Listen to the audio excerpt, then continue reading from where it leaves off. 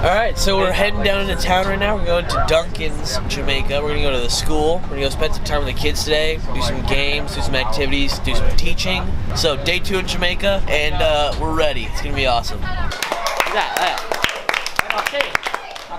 head. Tap my knees.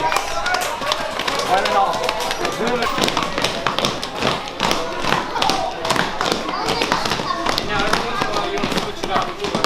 Hello. Hi everybody.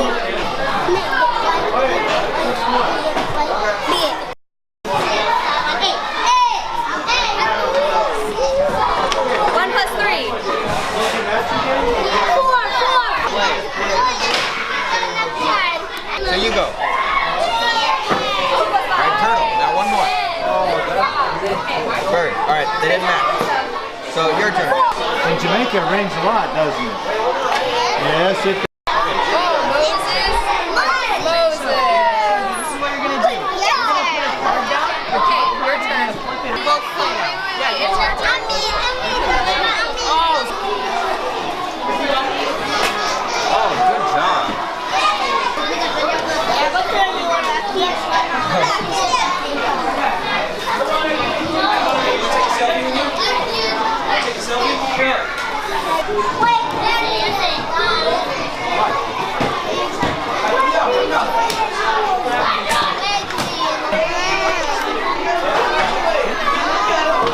Go back to the desk and start drawing. Everybody?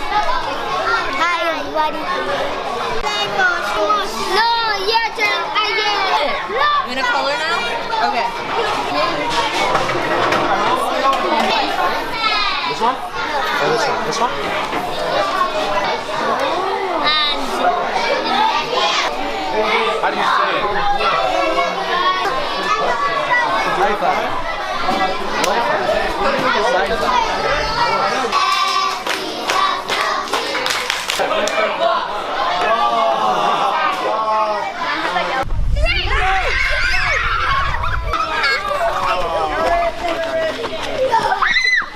I did it. You did it. Uh-oh. Gotta run.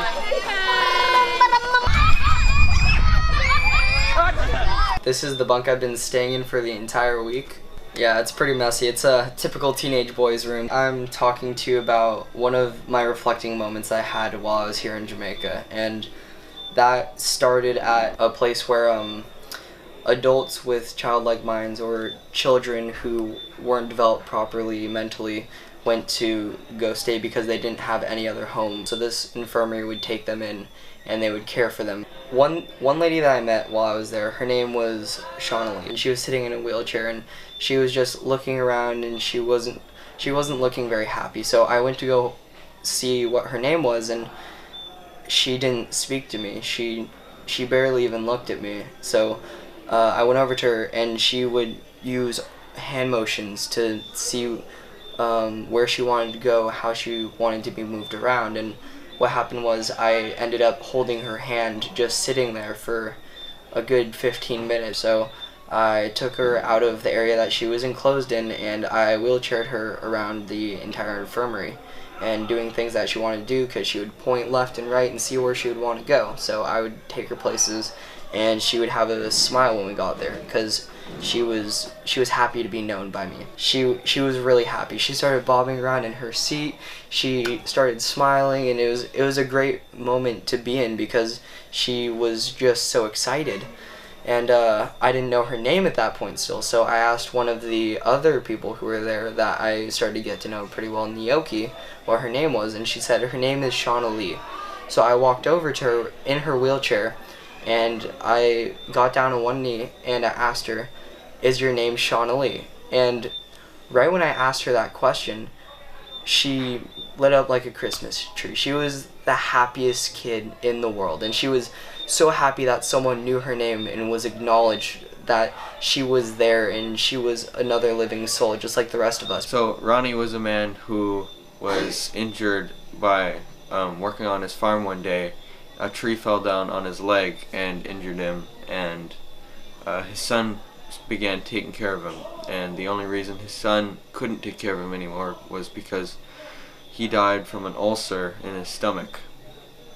Now, what made this story very much more amazing for me was that his grandson, his name was Erie, he would come every so often and visit him.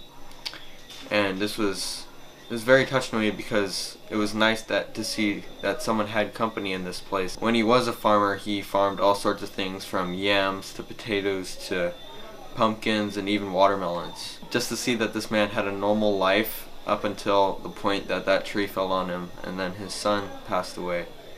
I found it so sad that he had to be put in a home where he couldn't do anything else with his life, even though he wanted to. But what made me especially happy for him was that he loved his country and he was perfectly happy in the position he was. I think my take-home piece from this story is that even though everything falls apart, you still have hope.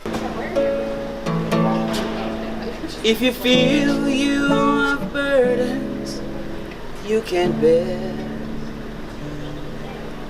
and you feel like no one really cares, and the life that you live take you everywhere, and all you feel is hurt, prayer words. Thought I knew what hope was, but I discovered I was totally wrong, and that the primary reason I was totally wrong was because I was an American, and I'd been sold a lie about what hope is by my culture.